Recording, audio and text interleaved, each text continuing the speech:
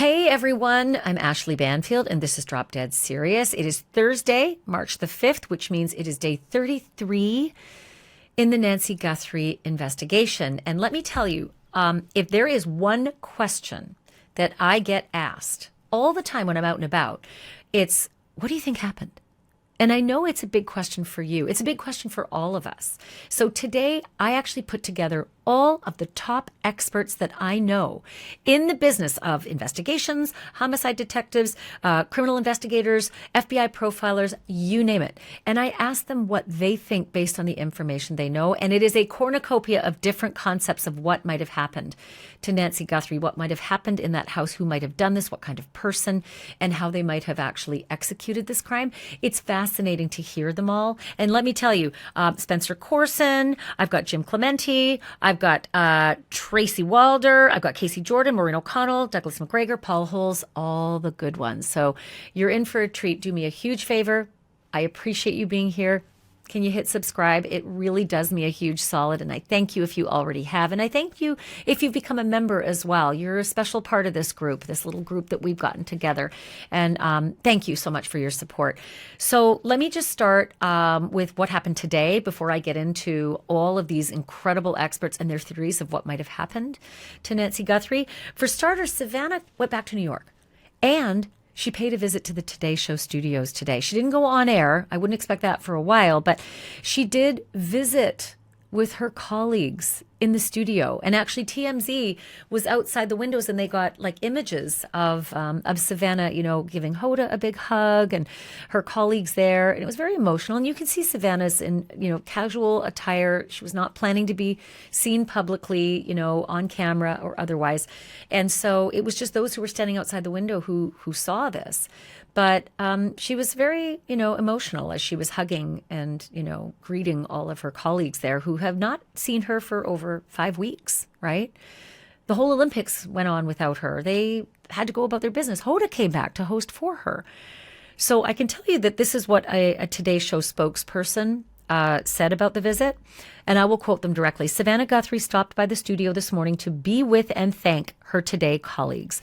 While she plans to return to the show on air, she remains focused right now, supporting her family and working to help bring Nancy home.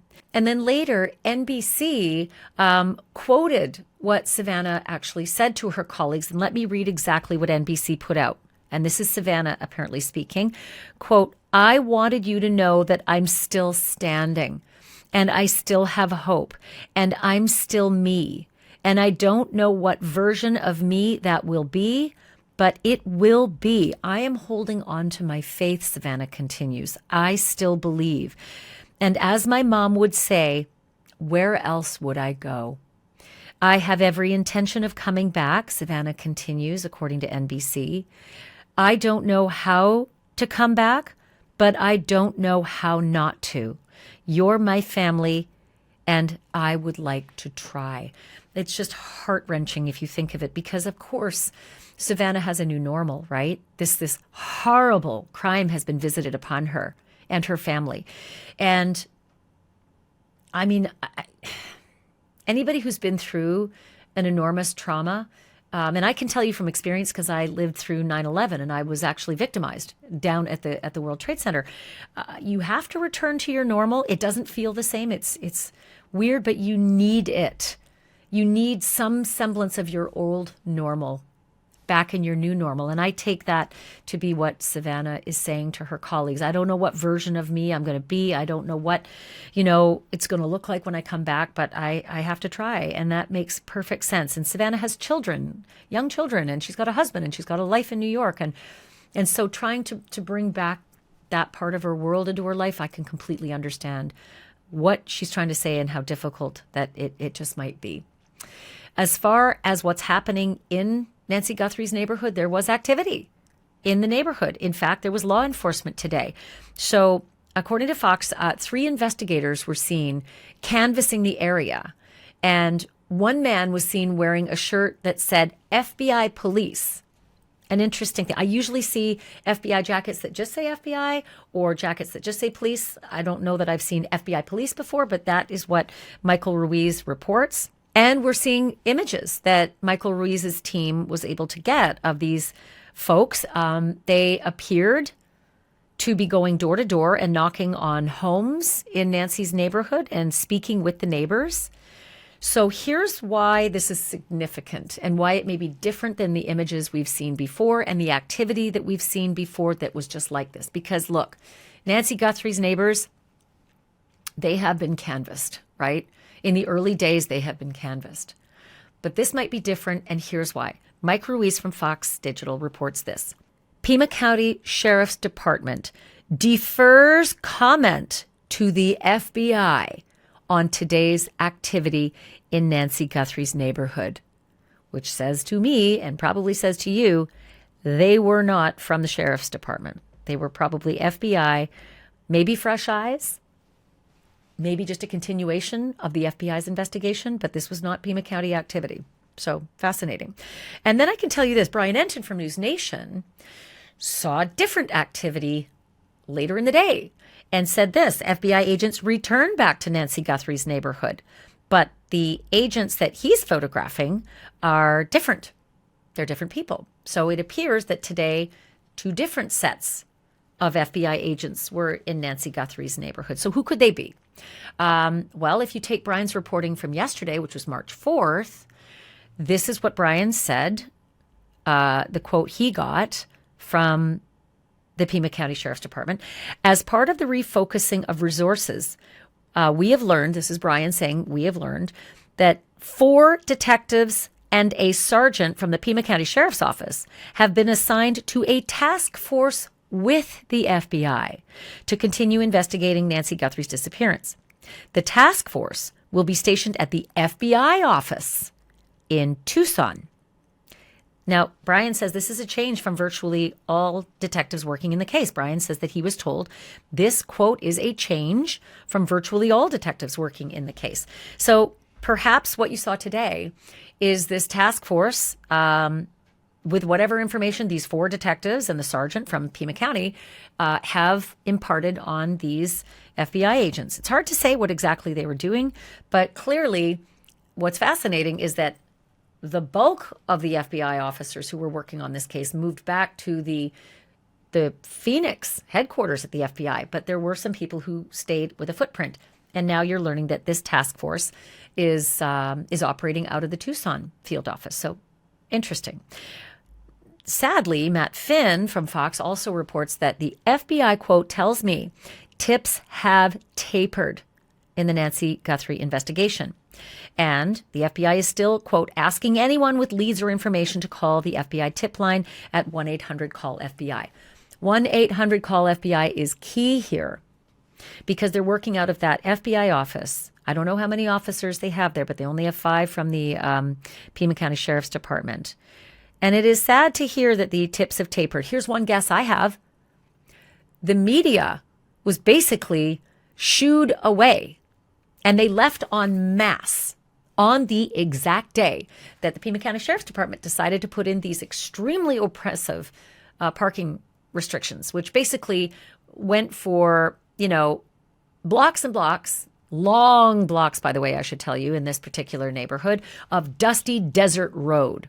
So if you want to cover this story, you got to pack in and hike in on a very hot desert road all the way into Nancy Guthrie's neighborhood and then have with you everything you need for the day. Shelter, water, power, reporting gear, cameras, all the rest. Very difficult work, which is maybe coincidental as to why virtually everybody disappeared that day. The sheriff made it next to impossible to cover this story. And wouldn't you know it, just a few days later, the FBI says tips have tapered. Thanks, Sheriff.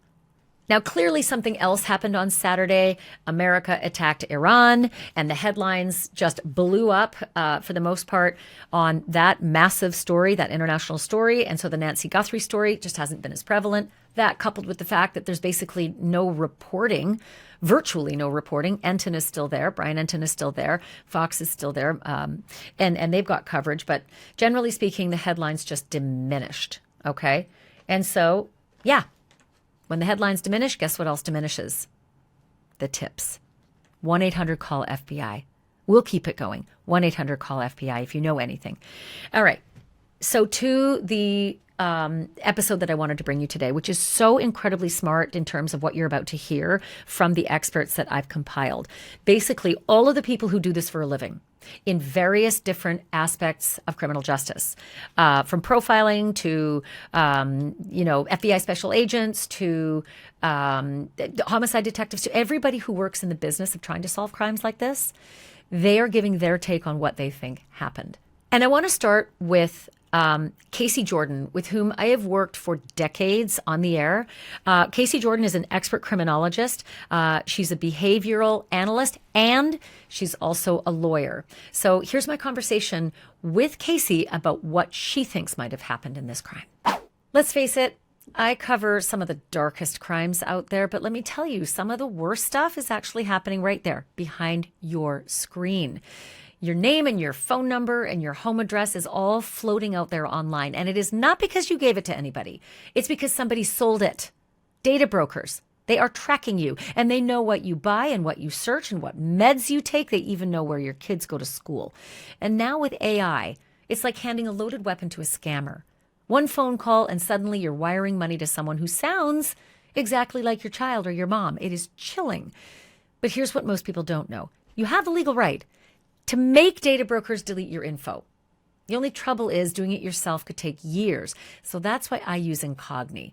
Incogni does all the work for me. They go straight to these companies and they demand that they remove my personal data, and they'll do it for you too. They even have a custom plan called Unlimited. You flag a site that's exposing your info, and Incogni's privacy team goes after it directly. It's not just peace of mind, it is power.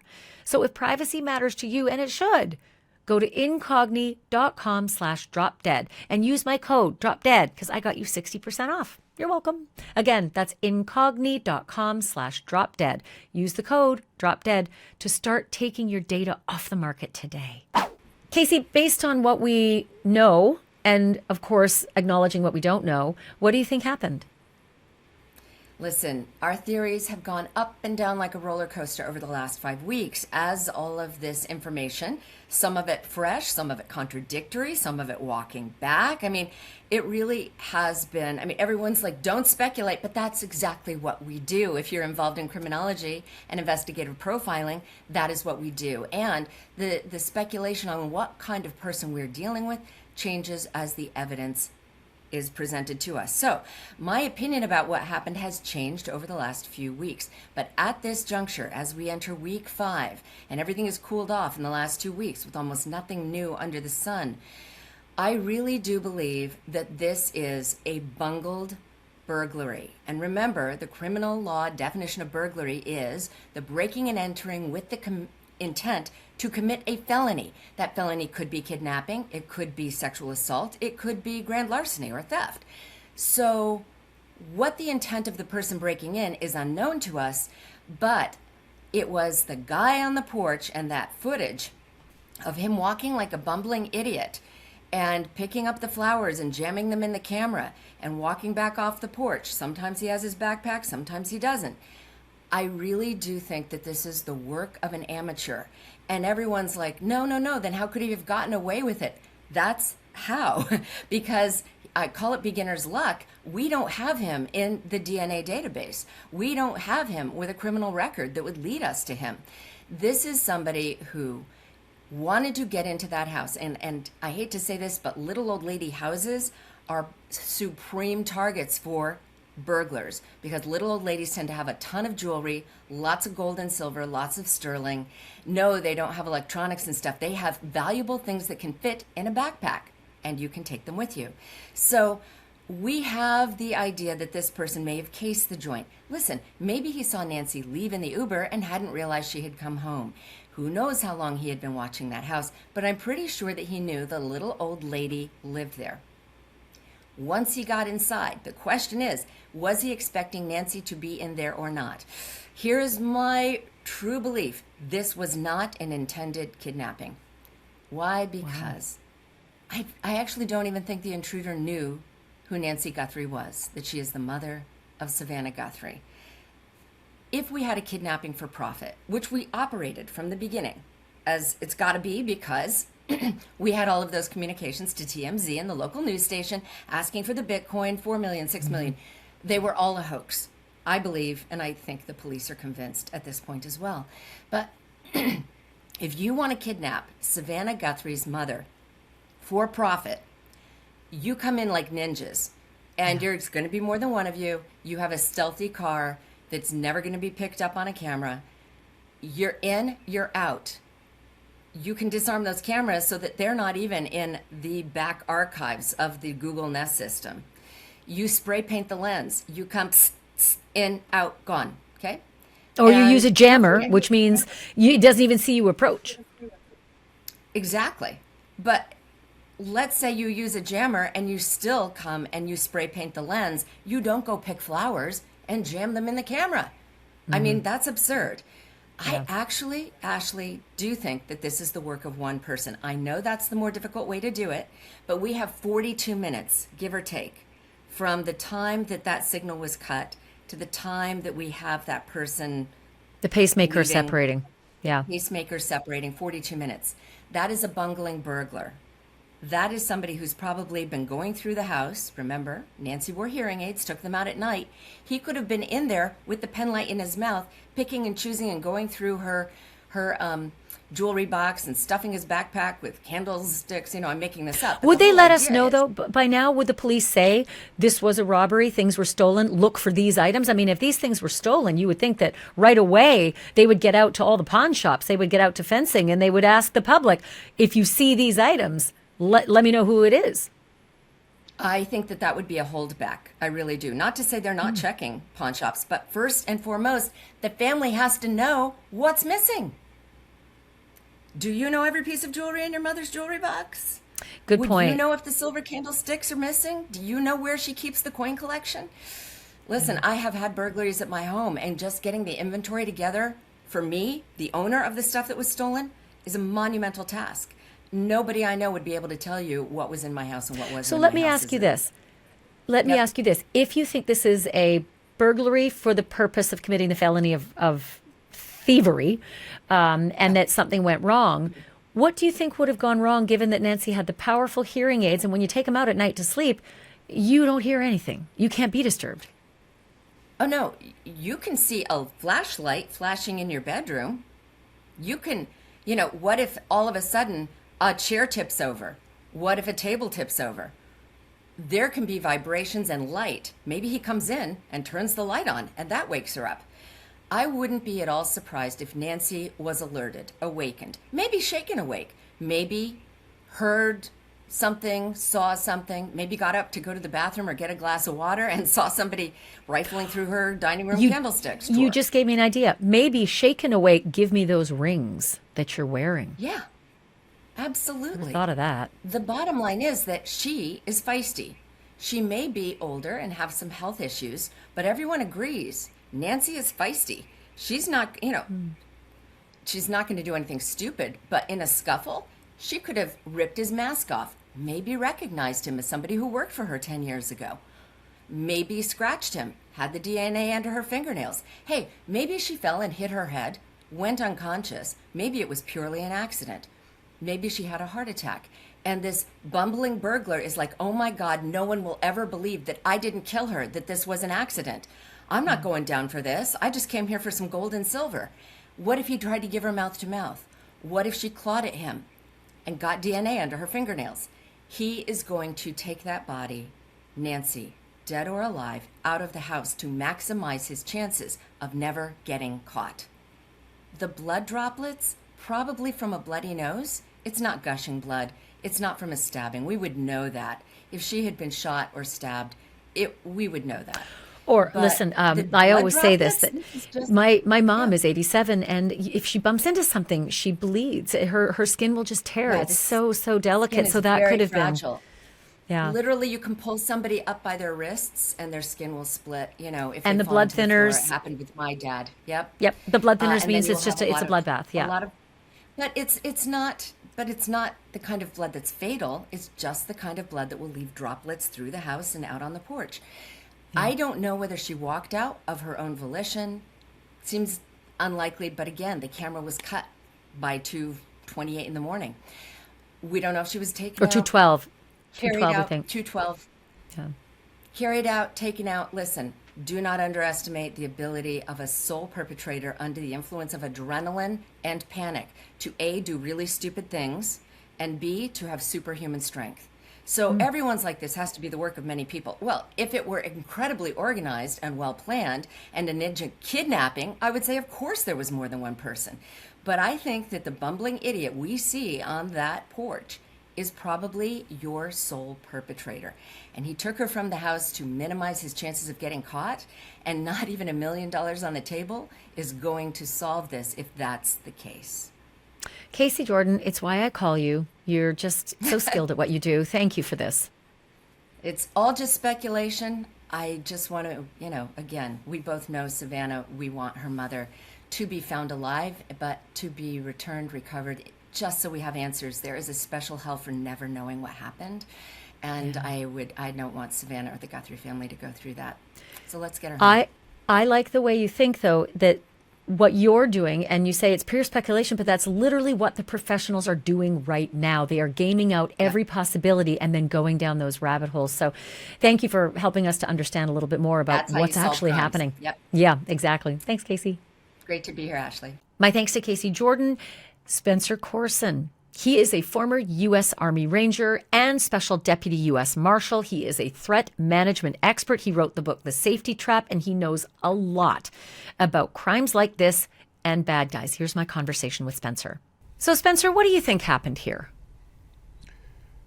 I went back and looked at all my notes, and I kind of went back to first principles. And when anytime there's a missing elderly person, number one, most probable medical or cognitive incident. We've already ruled that out. Number two is someone who is familiar with the individual. That's statistically the next most likely thing. And then third, at a very low percentage, is the stranger on stranger crime. I think there are a lot of indicators that still outline that second, someone who's familiar with Nancy, someone who knew her. That is most likely, that is, I believe, to be the most likely outcome of this. And I think it just might, at this point, be that they have a pretty good idea of what happened. They're just not able to prove it yet. So given the facts that we know, which, agreed are limited because they don't release all the investigative details, but we've had sources that have said blood droplets inside the house, back door wide open, blood droplets that continue, we've seen with our own eyes, down the front walk. No sign of forced entry. No, well, I have my source said sign of forced entry, and that back door's wide open. And then the sheriff said she was taken from her bed in the middle of the night. Then he backtracked it, but then Savannah came out with an Instagram saying she was taken from her bed in the dark of night. So what do you think may have happened in that house? If you are looking at a motive methodology or a motive framework of need, greed, profit, and revenge, all four of those things are emotionally volatile. And so if you go to someone and you're not, you have it all planned out how it's going to go exactly like this, and we've all been in those situations where I'm going to go over and I'm going to say this, and then they're going to say that, and I'm going to say this, and you are so emotional in that construct that as soon as an unforeseen variable is introduced, you get really panicked. We see this in domestic violence encounters especially, where the abuser is so used to having control that as soon as the victim is saying that they're going to leave, that offender goes up in right in their application of violence just to reinstitute control, and that can be the most lethal time in an intimate partner violence setting.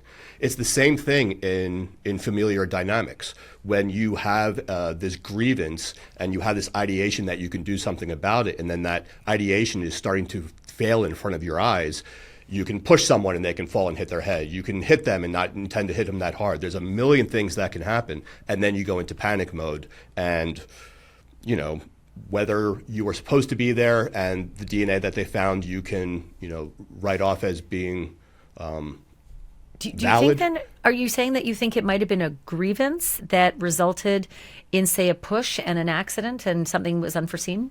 Yes, I do not think my instinct, my background, and what I know about this case basically demonstrates to me that Like if you're going to take someone, the best place to take them is not at home. The best place to take them is in transit.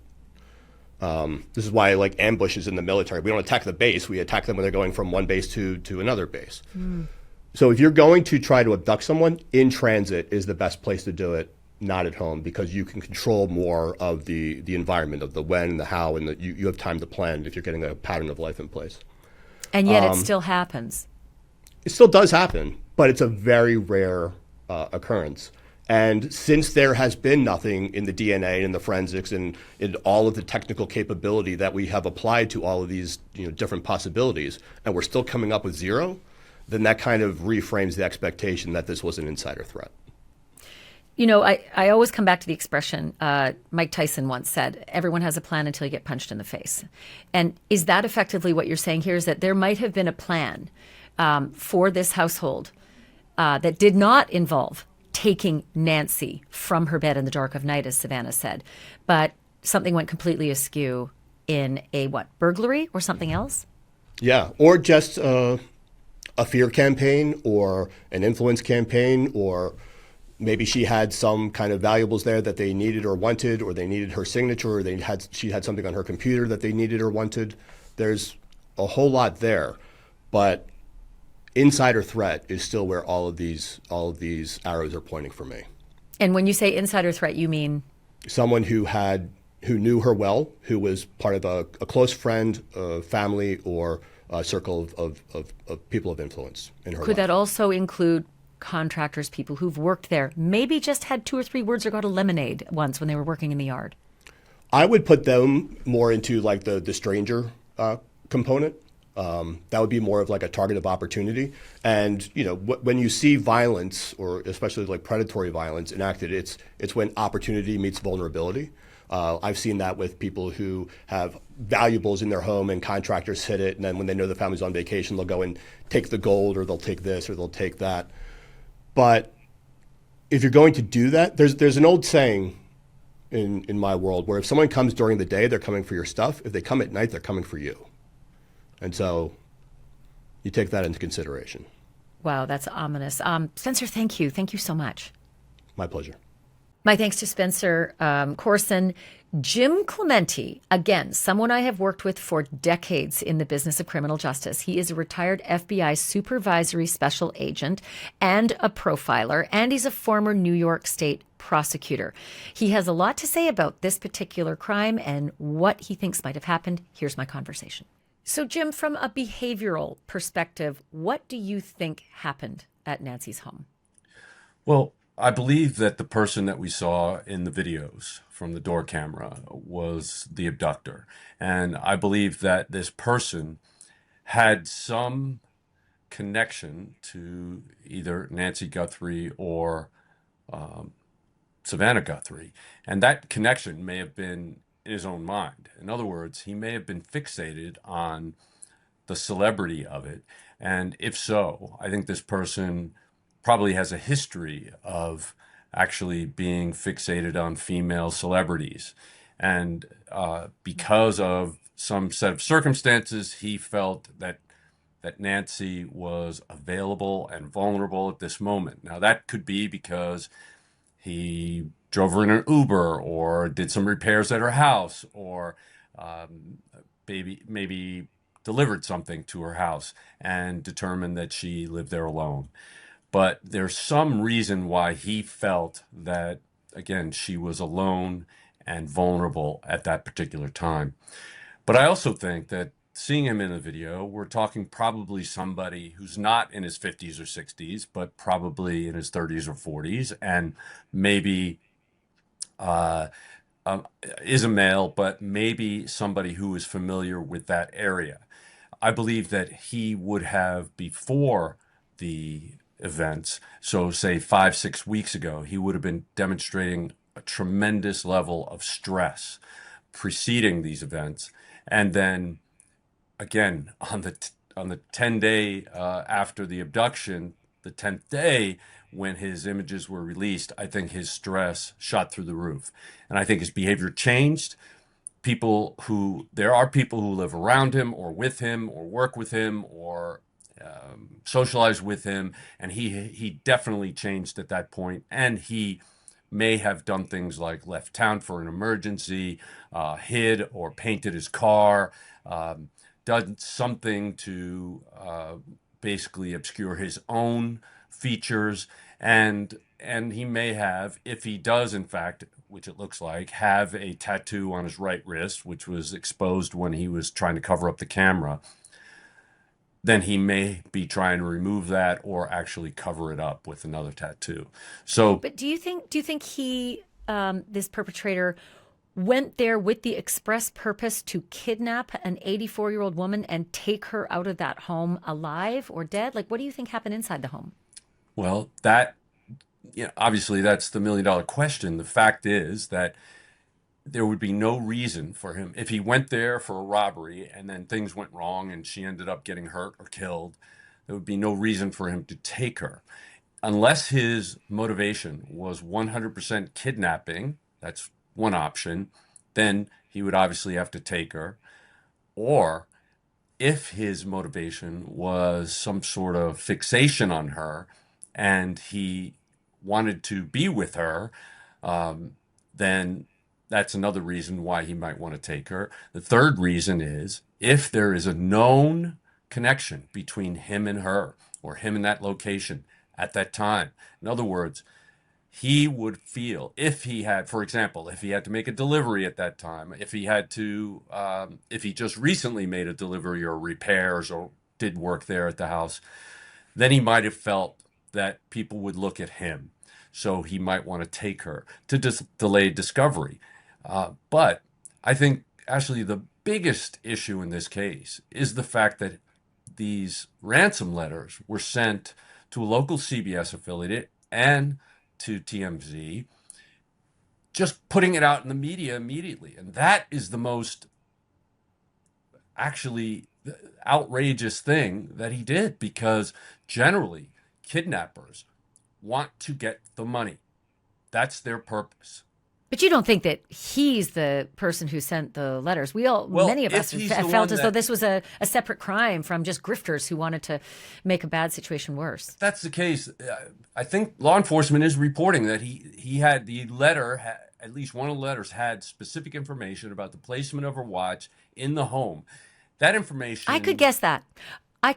My watch is always charging beside my bed. So many people charge their But watch you'd have to beside their guess- bed, you know? Yeah.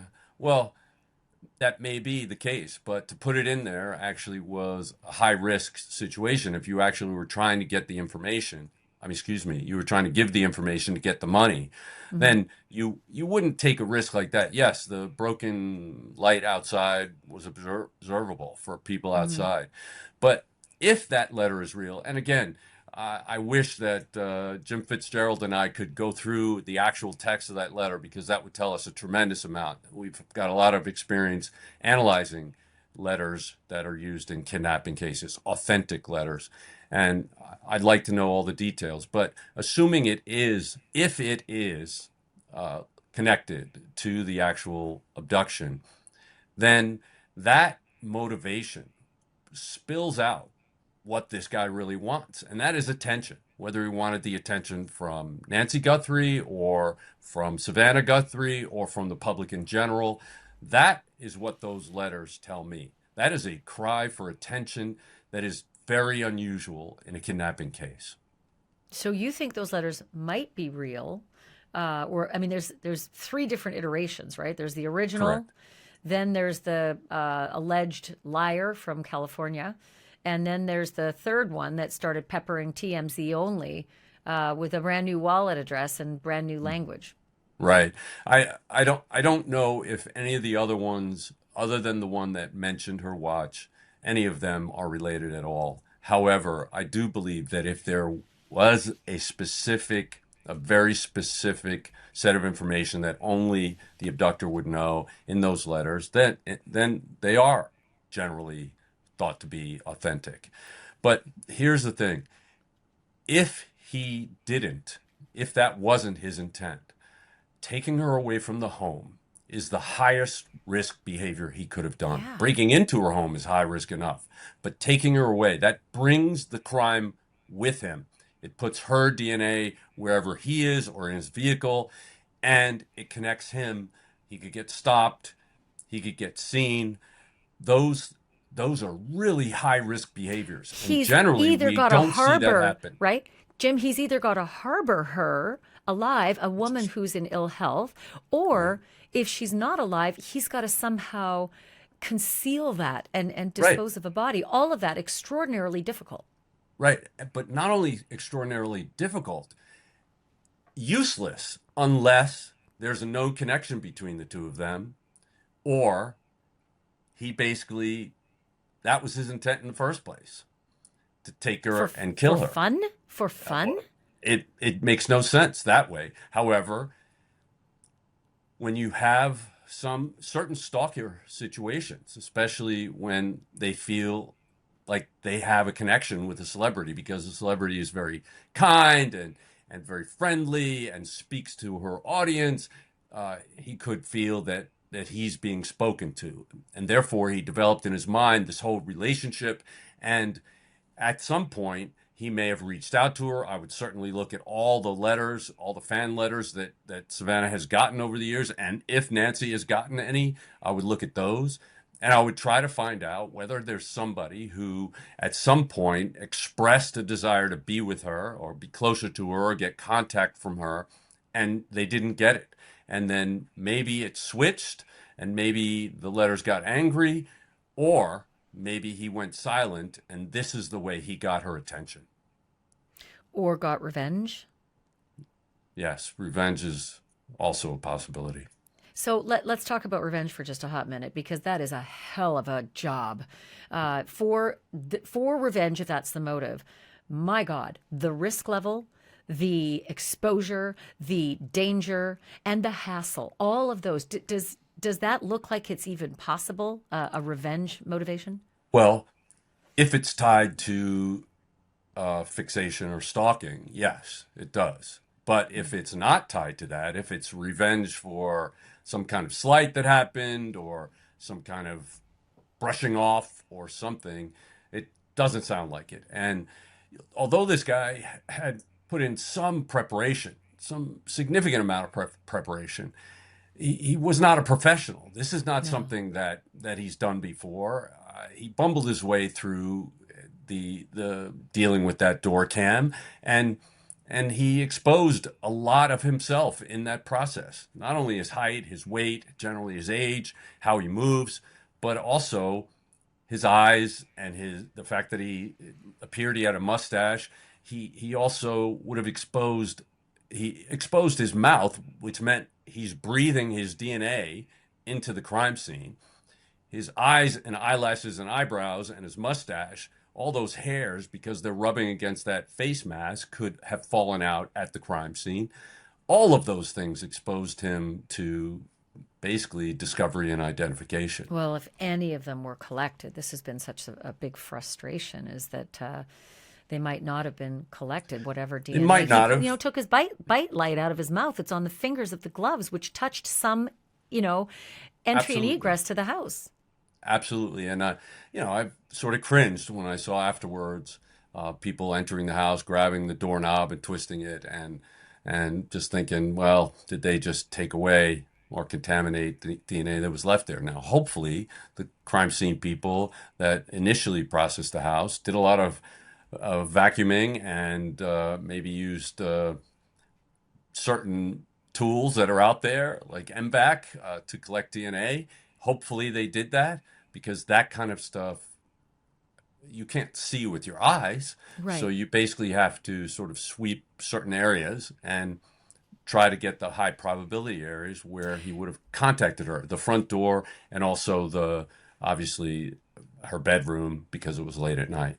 So just sort of in a nutshell, I know it's hard, but given the person you saw at the door, bungling fool, I would say, fully prepared backpack, fully prepared disguise, and the possibility that he'd been there before casing, given the fact that those two images are now, according to sources from different days. Do you think he was there to take Nancy, or do you think he was there to take or do something else and ultimately had to take Nancy? The thing that gives me pause, I mean, generally I would say he was there to take Nancy. That's what he did. But what gives me pause is the amount of time it took him to accomplish that goal. If it actually did, if he was actually in the home about 41 minutes, that's a hell of Possibly. a long time. A lot of people have said that. I'm not so sure. We don't know when Right. entry was made to the home. All we know is that a camera was disabled at 1:47 a.m. and an image showed up on another camera, or maybe the same one at 2:12 a.m. But we don't know when the home was actually breached. Correct. That's why I said if he was in there for 41 minutes, that takes a long time. Now, it may have taken him a lot longer to get in. I don't know how he got in, whether it was through the back door, which apparently was left open. That to me tells me that if he tried to get in the front door and then tried to get in the back door and then ended up leaving, most likely through the front door, it wasn't a significantly well-planned event. However, what I would say is I think he did intend to take her. That's what he actually did. If it was a burglary gone bad, I don't believe there's any reason he would have taken her. If it was a revenge motive or a sexual motive, I think in neither of those cases it would be necessary for him to take her. And therefore, I think he did, in fact, intend to take her. That's what he did. What the big question is, what did he do with her? Jim Clemente, thank you. Thank It's you so for much to having me. ponder. It's all so disturbing, but it is the question that's on everyone's mind. So I appreciate Yeah. your time. Thank you. All right. Thank you. My thanks to Jim Clemente. Tracy Walder is a retired CIA and retired FBI special agent. She knows bad guys as good as anybody else, and sometimes, and oftentimes, even better. Here's my conversation with Tracy. Hey, spring cleaning season is here. Yay. But most people forget the most important place to start is actually your pantry. Take a look at a typical bag of chips and you will see ingredients that, the list is a mile long: seed oils, artificial flavors, mystery chemicals. And that is why I have been loving on masa chips. They're made from just three ingredients: organic corn, sea salt, and 100% grass-fed beef tallow. That is it, y'all. No seed oils, no weird additives, just real food the way it was meant to be. And honestly, they taste incredible. There's a reason that stores like Sprouts Farmers Market and Wegmans pick them up nationwide. Personally, my favorite one is lime. Dangerously good, so be forewarned. Ready to give masa a try? Just go to masachips.com/Banfield and use my code Banfield, and I got you 25% off your first order. Or you can just click the link in the description or scan the QR code to claim this delicious offer. Tracy, based on what we know and understanding there's a lot we don't know, what is your theory about what happened to Nancy Guthrie? It's funny. I've never shared it publicly on any of the news outlets before. So I want to be sensitive, obviously, to the Guthrie family in talking about this. But this is what I think happened. And I said from the beginning, one of the things that I thought was interesting is that her mom's home was readily accessible. The address, phone number, all of those things on a site called Been Verified. It has since been taken down. And so what I think is this is someone who was either obsessed with Savannah, either had an issue with something she had done, said, or someone that she had interviewed, and has some kind of a personal problem. I would imagine they've already gone through any stalking emails and things like that she may have received. And this person may have actually not reached out to her. But I think this is someone that was simmering for quite some time and upset with her. And as a result, knew it might be difficult to get directly to her or, thank goodness, her children or the rest of her family. And so picked, in my perception, probably the most vulnerable person or the easiest target in her family to essentially get back at her. And so I think this person planned this. I don't want to say for years because I don't think that that's the case, but I think this person planned this for a bit of time, and that's why her mother was selected as the target. But do you think that someone would go to such extraordinary lengths, because this truly was extraordinary, just to exact some revenge to someone they hadn't even reached out to themselves at any point in advance of this? Here's the thing, Ashleigh, I'll just share something personal. I think if I had not been a victim of several different pretty severe stalking incidences in the past, I would agree.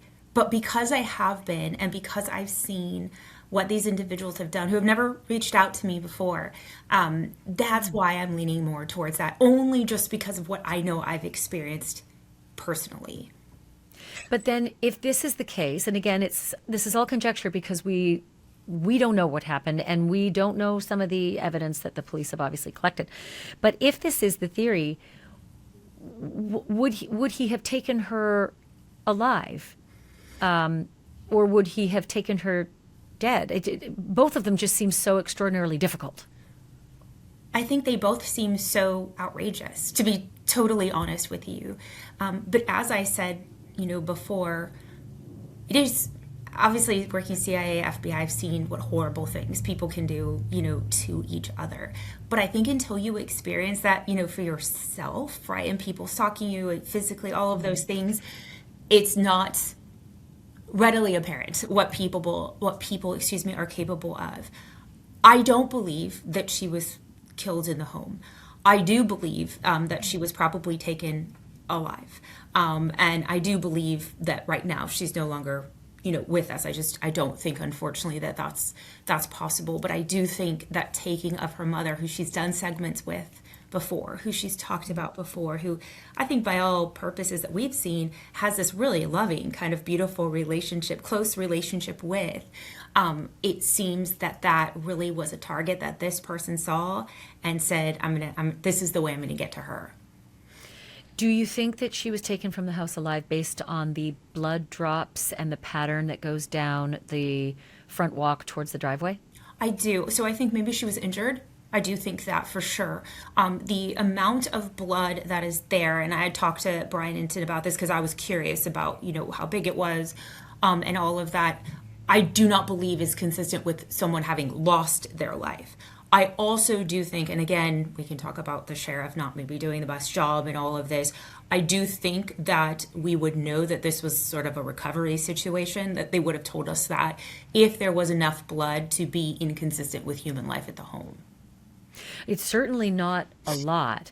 And what I'm struck by is that there's no footsteps in it or signs of struggle in those blood drops, which, I've spoken to a few other people, but if someone is asking her to march out of her home at gunpoint and she's bleeding, presumably that person is behind her and would be stepping in it, but that doesn't seem to be the case. So I don't think that she walked out of the home. That's, again, my personal, I have, obviously no evidence to corroborate that.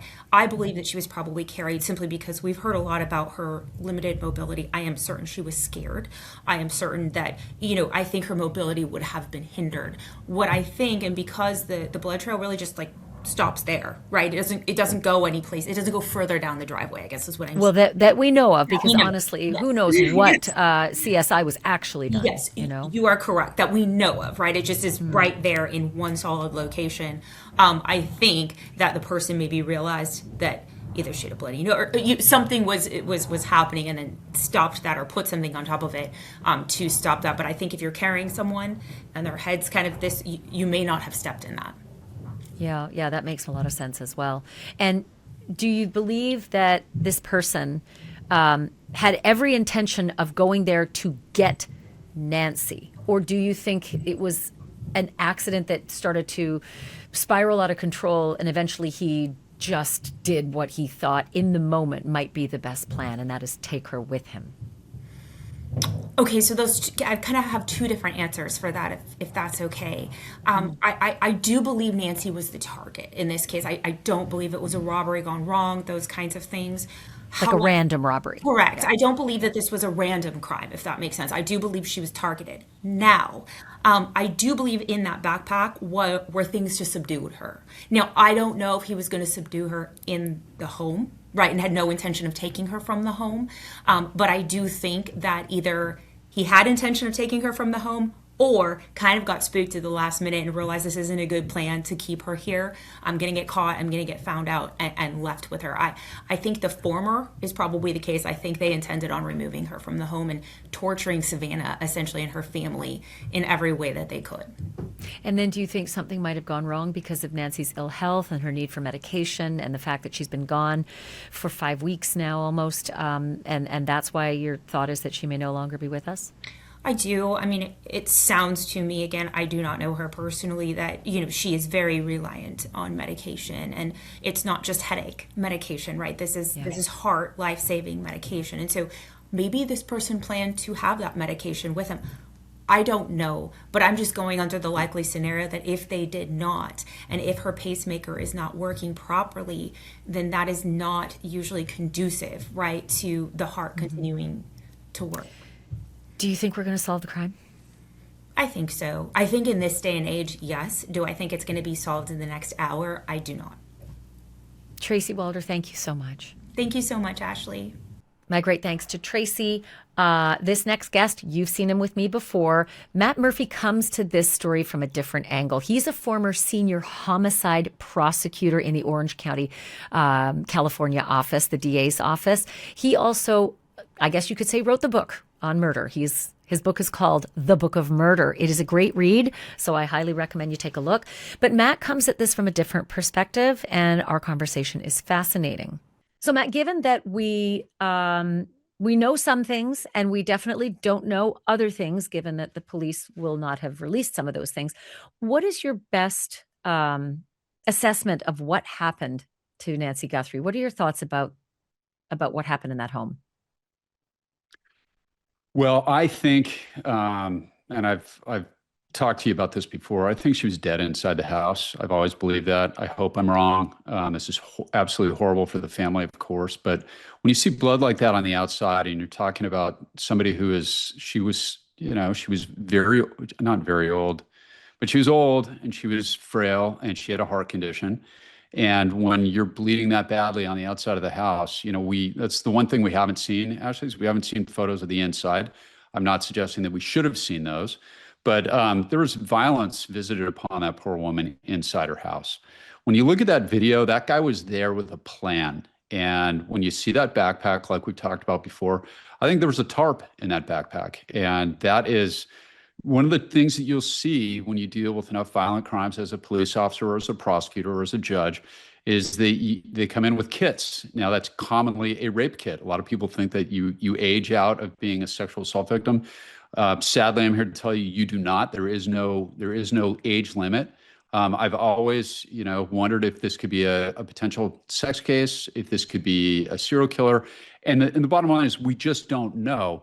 But I will make a prediction right now, Ashley. I think that this case will eventually be solved. I don't think at this point, honestly, we're ever going to find her body. Maybe we will, but I kind of doubt it. As a general rule, when you prosecute cases in Southern California like this, if somebody gets a body out into the desert, it's very common that we will not find them. I've prosecuted many no body cases. I've done 5 of them. And I've got a couple they got the bodies out to the desert. We had cell phone pings. We know almost exactly the area, and we still couldn't find them. Cadaver dogs, all the rest of it. And so I wouldn't be surprised if her body has never recovered, but eventually the case itself will be solved. I have no confidence, frankly, in Laura Conover, the DA, that they will prosecute a no body case. I hope, again, I'm wrong, but I virtually guarantee that when the identity of this person is discovered, that this is not his first rodeo. I bet he has been involved in the criminal process in Pima County. And I bet you anything that when we look back on this a year, 5 years from now, when the case is finally put together, and I think at this point it could be that long, that this will be a frequent flyer that they knew about, that got out earlier than he should have. I will bet you anything he's one of those. If you go back to what you were saying about geriatric rape, which is, so foreign to so many of us, and plus we don't want to go there. But I heard a statistic that was just unbelievable. 70% of geriatric rape perpetrators are in their 20s. And that victims are usually left behind, either dead or alive. So this is a very unusual outlier, if that's the case. It's very unusual, and there's no question about that. This is that you exponentially increase the odds of getting caught by moving a body. That's just a fact. And this is a body. I think she was wrapped up in that tarp when he took her out. I think that she bled out on the steps. You and I have talked about similar cases. I did at my Judy Vlack case where a woman murdered her boyfriend and she was about 100 pounds soaking wet, this woman, and her boyfriend was a Vietnam vet who weighed about 220 pounds, a guy named Pete Theriot, very nice man, by the way. She murdered him in the house, and she managed to get his body out. And the blood droplets, even the tiles looked the same to me. And she got his body out into the same desert, took him out to a place called Blythe, which is right on the Arizona-California border. We never found his body, but we prosecuted her anyway. How? First of all, just go back to that. How did she do that? Well, there's a will, there's a way. And she got his body inside the car. She pulled the car into the garage, but on the tiles outside the bedroom, getting the body out of the bedroom, we believe she shot him.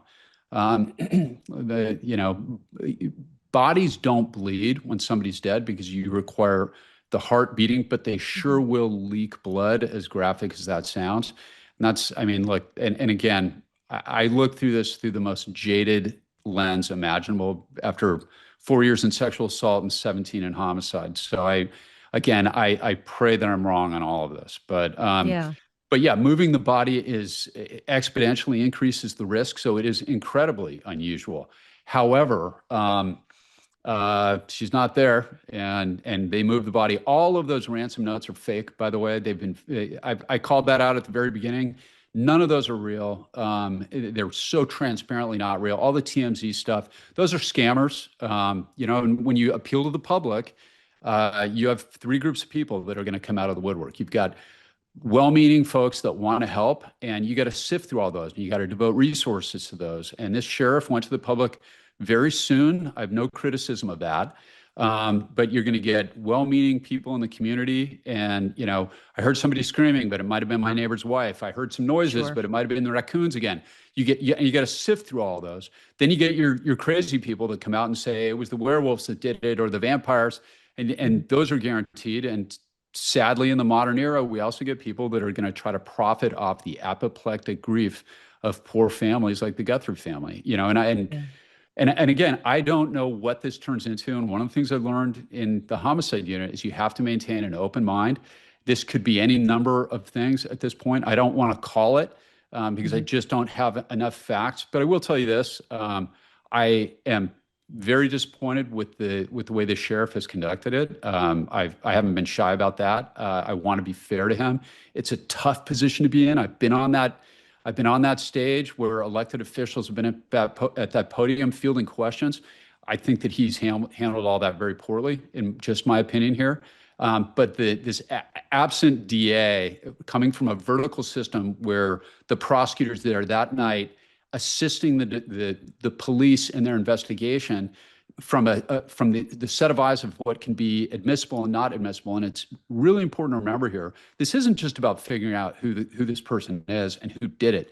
It's about holding them accountable and making sure that the investigation has enough integrity that whatever they discover evidence-wise is admissible, because that's how you achieve justice in our system. It's not just about an arrest, which seems to be the viewpoint of some of the law enforcement leadership. This is about, it's the whole picture. It's about figuring out who did it and then holding them accountable so they can't do this to anybody else. And it seems that second, absolutely critical, I would argue, maybe even more important part of this has been absent. Now, I don't know what's going on behind the scenes, but it just seems like the right hand doesn't know what the left hand is doing.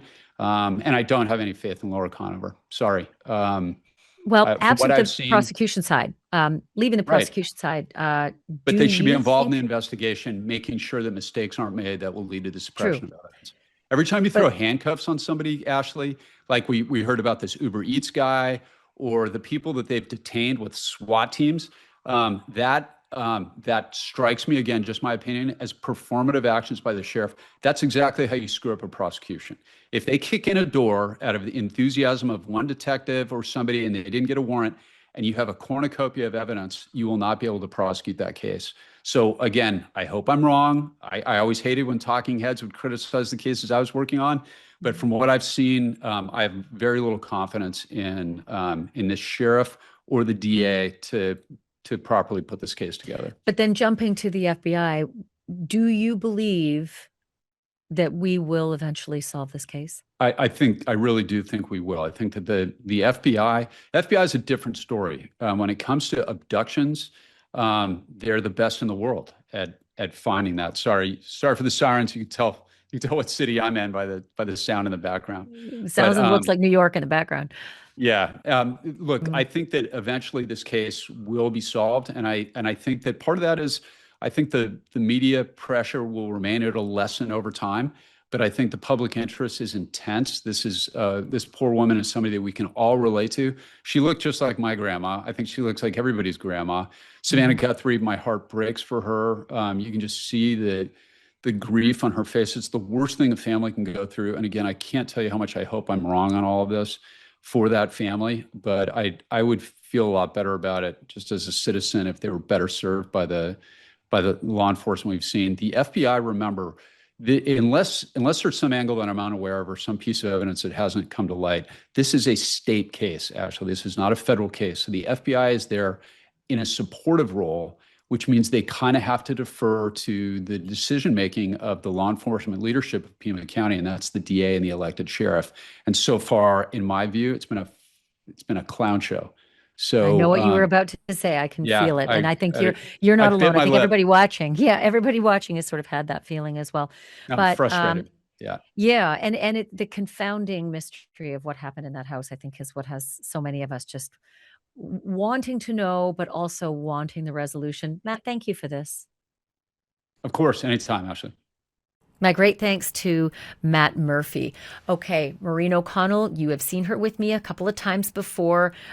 She's very analytical. She's a retired FBI special agent, and she has followed this crime line by line. Here's my conversation with Maureen.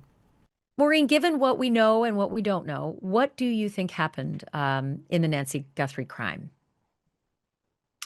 Well, I think initially whatever was supposed to happen may have gone south. And I think Nancy, unfortunately, was injured when they were either trying to get her out or perhaps trying to get her attention when they first got in the residence. And then they got her out the front door. She bled on the front stoop, got into a car, and we have no idea what happened after that.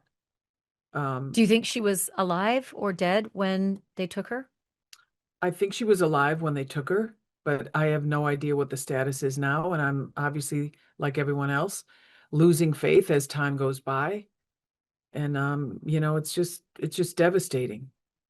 When you see the perpetrator on the camera, and as sources have said to every journalistic outlet, those images on the camera are from different days, which would suggest this person cased Nancy's home on a different date and then arrived on the 1st of February. When you see that perpetrator on camera with that backpack, knowing he cased the place, what do you think he was there for? Well, I know he cased the place prior, but I'm not so sure that image wasn't taken the same night of the abduction. And the reason I say that is because it would make sense to me that he would have put Nancy in the car and then he walked back up to the front porch, because it was an arduous experience trying to get her out of there and into the car and everything. And I think he went back to the front door to look to see if he left any evidence or if he left anything. But it could have been from another night. But to me, because who's going to put on the exact same outfit? I mean, to me, it's shocking as well. Although, if you want to have an outfit that you're going to dispose of, maybe you've got the same one.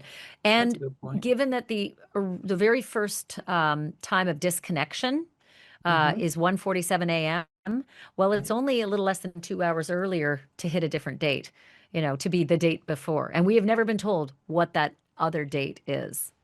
That's a fair point too. Yeah. Yeah. But what do you think the mission, motive, intention was for this guy, given the backpack, given the stealth, given the awkwardness of how he approached that camera? The whole thing never really seemed to me to be about a kidnapping. It just doesn't make sense to take an 84-year-old woman with mobility issues who's bleeding and put her into a vehicle. I just can't see the upside of that.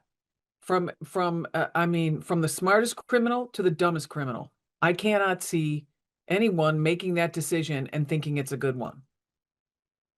So what do you think the intention was then if it wasn't kidnapping? I think it was a hit. You think the intention was to come in and murder?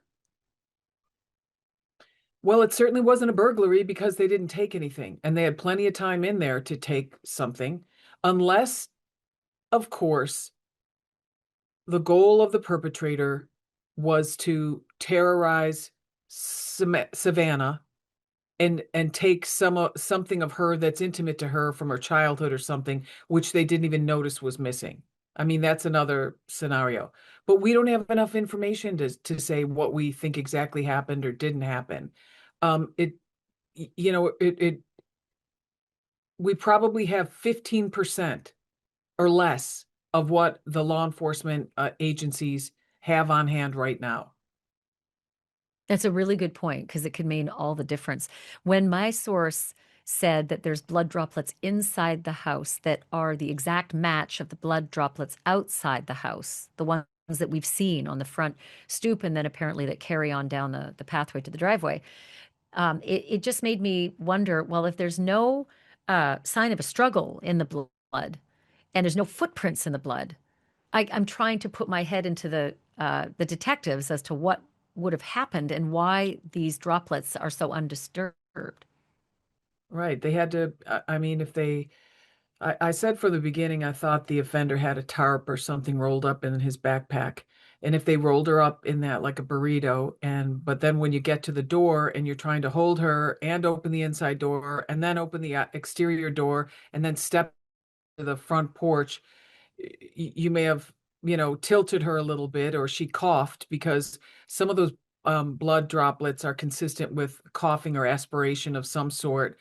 And then, the car then you get her out there and then the car pulls up and you put her in the back. It could have been something like that. And, she's hard of hearing. So when they went in, they probably couldn't get her attention. Maybe she was sound asleep and maybe they were shouting and maybe someone, struck her initially to wake her up, or she wasn't responding to their commands because she couldn't hear them. And maybe someone struck her at that point, and that could have caused or initiated the bleeding in the interior of the house, which my understanding is was similar to what's on the front porch. Yeah. If So it if could my have been a sources are, coughing in there and then another cough on the porch. yeah, or just the droplets, as they were. Do you think that Nancy was taken out of the house alive? Yes, I do. And what makes you feel that way? Because of the blood, because there's an old saying that says dead bodies don't bleed, and it looked to me like that was from a cough or something, because it looks slightly aspirated. Some of the blood droplets look almost like like they were bubbles initially that popped, and I don't know. That's just my feeling. Do you think we're going to solve this case? Yes, Confident? yes, very Why? confident. I just am very confident. I mean, this would be a hard case for a lot of people to solve, but with the resources that are being made available to this investigation right now, and the state of the world, so to speak, with regard to forensic capabilities and electronic capabilities, I think we're going to be good. I hope you're right. Maureen, thank you for this. You're welcome. My great thanks to Maureen O'Connell. Next up, someone you might not have heard from. At least this was my first time speaking with Douglas McGregor, but I saw Douglas McGregor on X because his analysis was very specific about this crime. And it turns out when I followed him and looked into him, well, he does have quite a background. He is from the Iris Investigative Strategies company. He is a geographic profiler and a forensic intelligence analyst. Here's my conversation with Douglas. Douglas, given what we know and what we don't know, with your professional expertise and background, what do you think happened? When it comes to, for this case, it's obviously a very complex case. It's a very rare case, an elder abduction. However, when I try to think in my head and process a theory,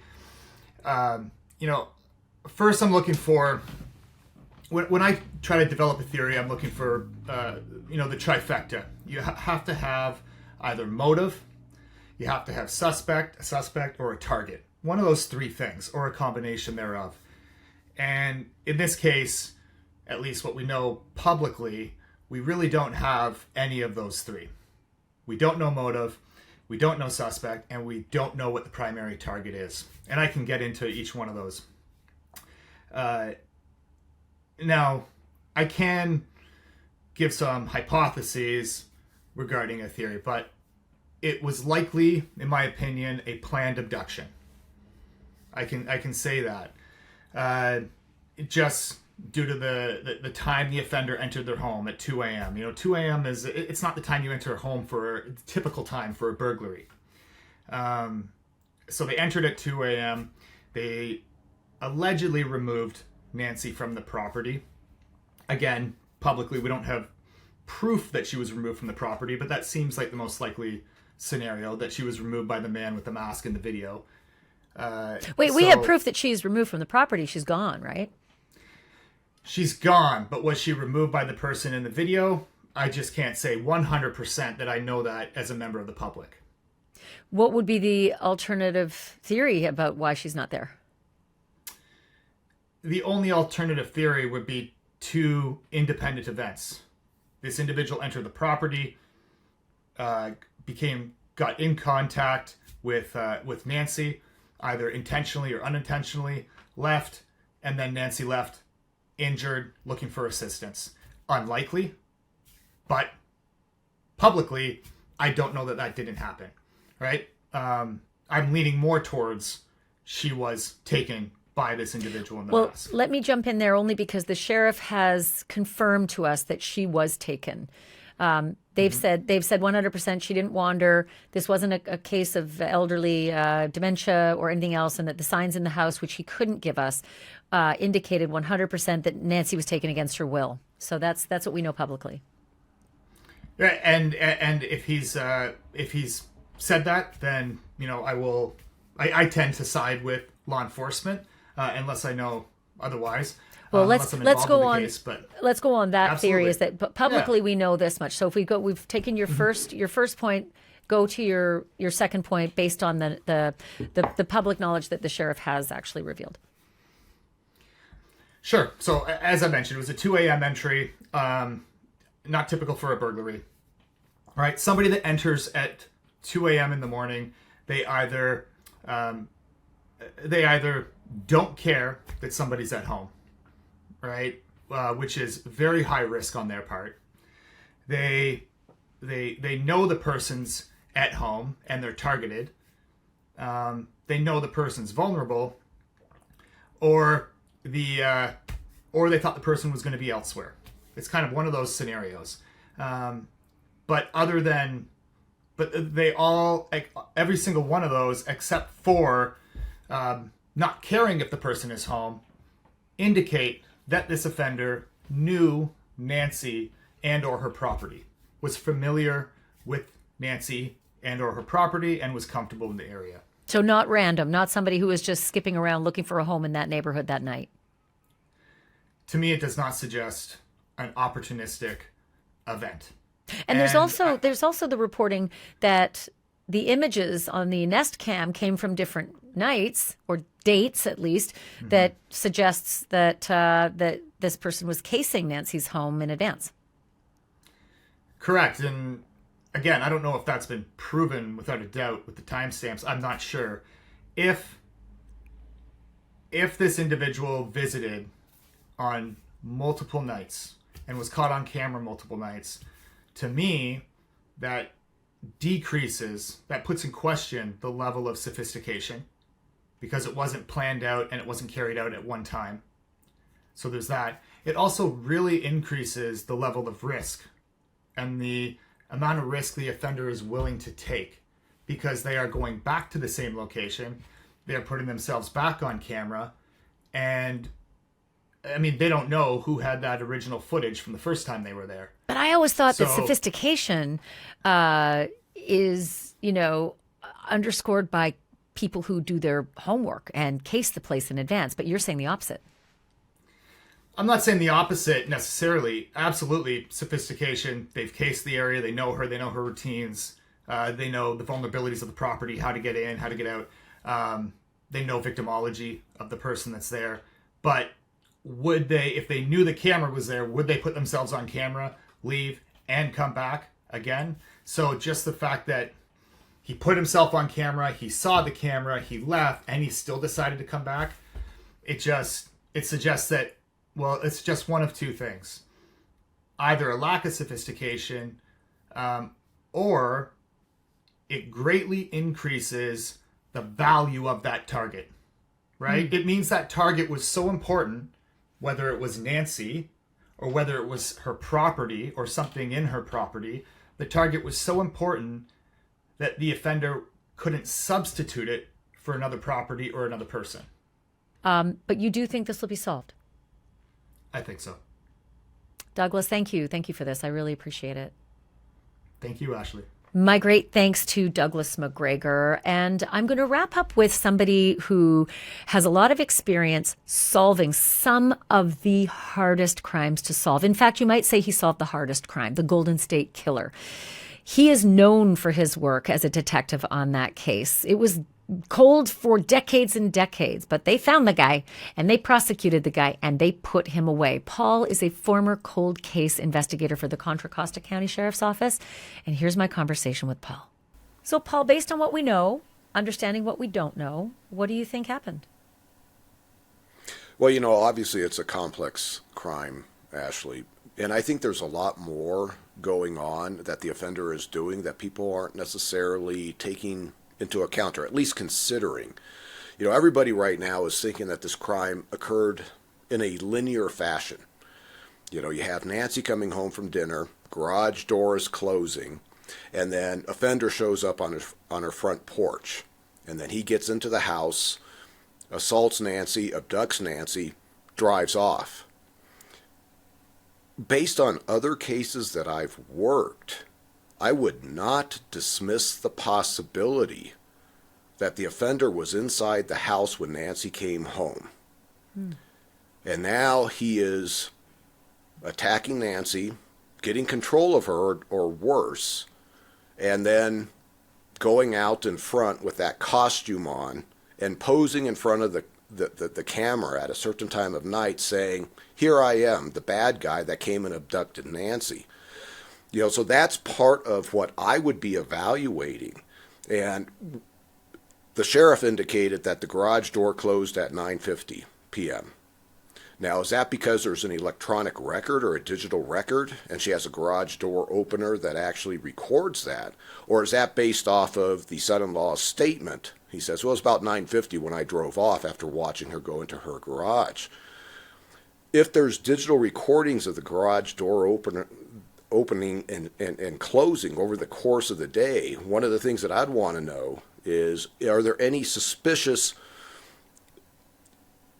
entries of the garage door opening and closing that aren't lining up with Nancy's known life pattern?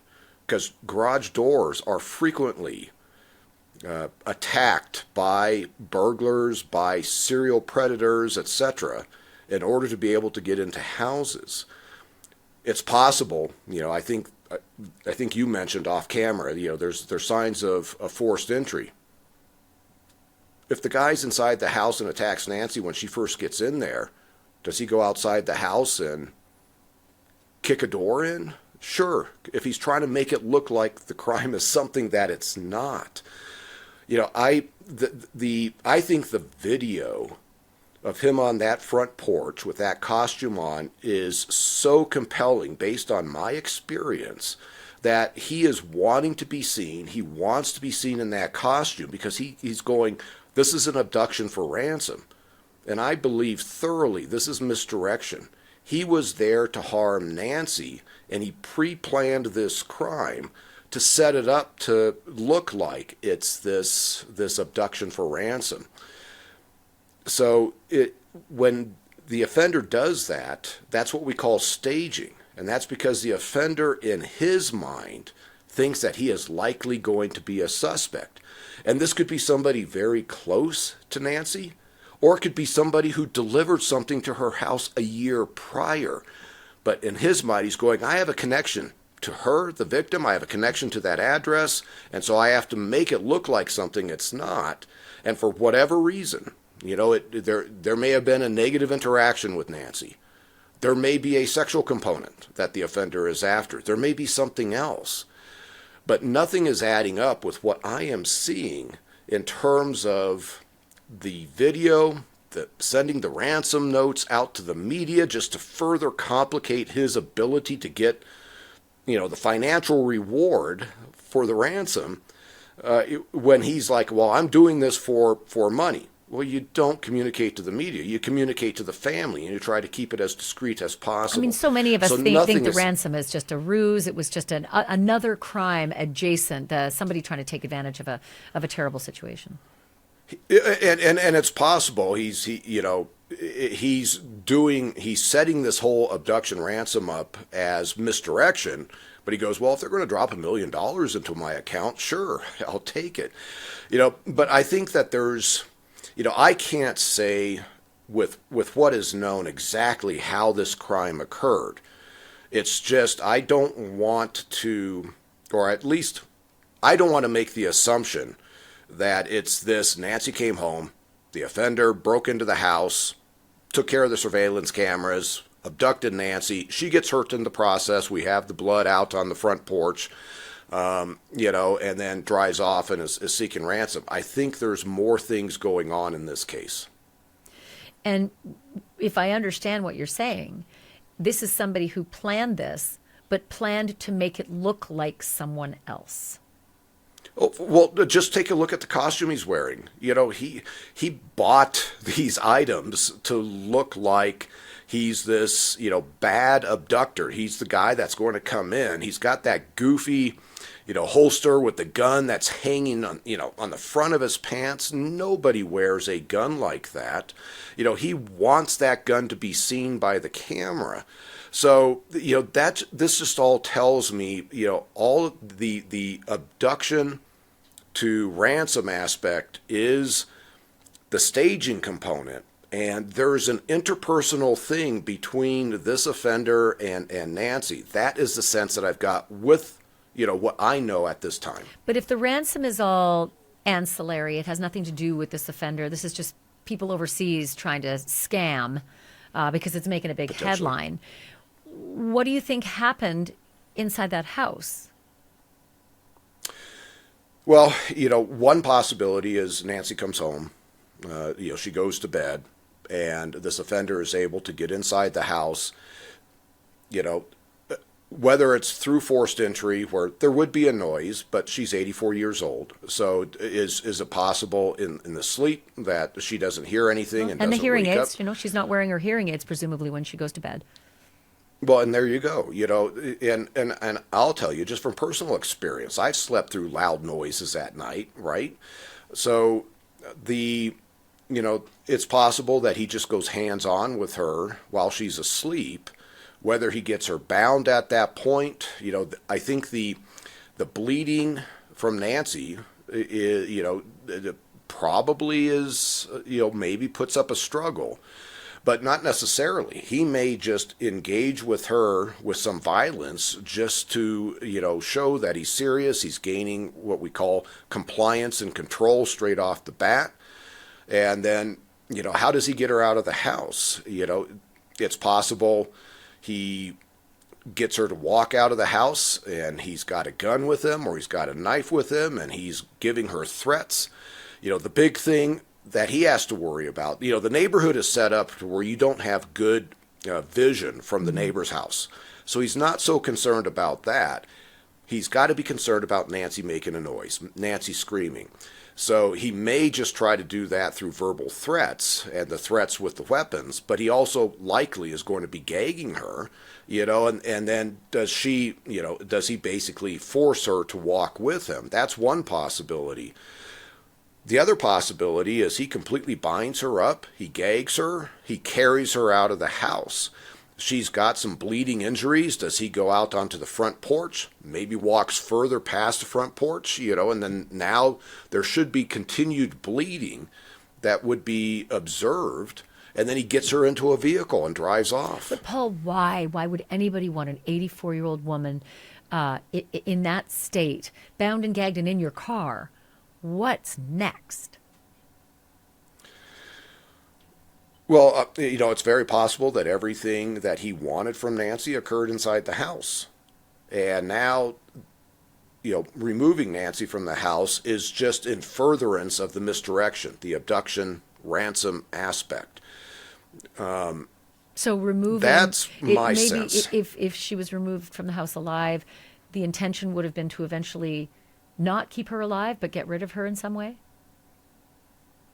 That's what I think. I think he went there to harm Nancy, and whether it was to kill her, whether it was to sexually assault her, that's, who knows at this point. With, the sheriff's office hasn't revealed all the information that would help me evaluate what was the offender's true motive. But for it to look, this is where the staging aspect comes in. For him to set this up to make it look like it's some stranger that came in because of the high-profile status of Nancy's daughter, etc., he's trying to get law enforcement to think that, whereas the reality is that he's got some connection to Nancy and understands that, this is a family that the abduction for ransom is a ruse that is something that needs to be taken seriously. With all your background, you've done it for a long time. Is this one the most confounding that you've come across? Oh. I know that's asking a lot. Or at least one of the most.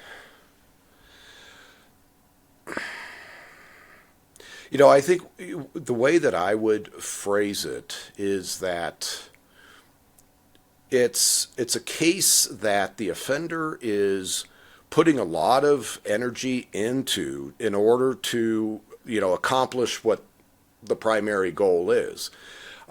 If he truly is abducting Nancy for ransom, he's doing it all wrong. He's showing a lack of sophistication, but I think that's purposeful. I think he's actually a more sophisticated offender who went in to harm Nancy. Now, is it the most confounding?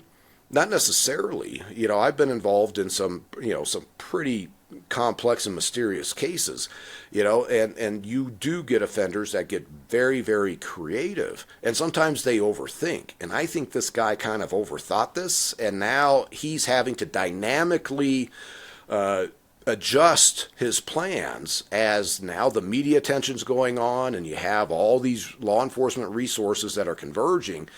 He probably wasn't expecting it to blow up quite this much. Or maybe didn't know about the famous daughter that would blow it up this much. And that may be, and that's where, does he see headlines and go, oh, Now, I would say, why, if he didn't know about the potential financial assets ahead of time that this family had, why even bother removing Nancy? This is now where he's elevating his risk. You always have to think about the offender's perspective and evaluating the risk. Unless there's something more that he wanted to do with Nancy once he got her off the property, that is not unheard of. But if he went there just to harm Nancy in some way, I would think he would have left her there and got the hell out of Dodge and laid low. But that's not what he did. And this is why it is so just perplexing. Paul, thank you. Thank you for this. Yeah, it's been my pleasure. Thanks, Ashleigh.